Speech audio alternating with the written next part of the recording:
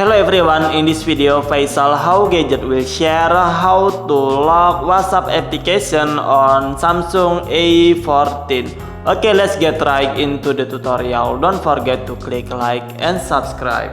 Make sure you have add a fingerprint on your cell phones. First, open your settings menu. Okay, next open security and privacy. Okay, next open lock screen, open fingerprints, click continue. Yaps, before you can add your fingerprints, you need to set a secure screen lock. I choose pattern. Draw your unlock pattern.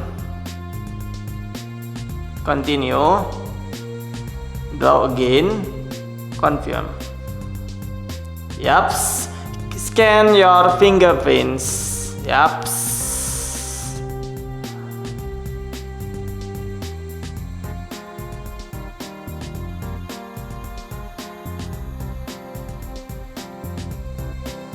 Yaps, fingerprint added.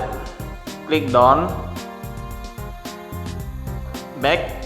Okay, next open your WhatsApp application. Click this icon. Click settings. Okay, next open privacy. Open fingerprint lock. Unlock with fingerprints. We click enable.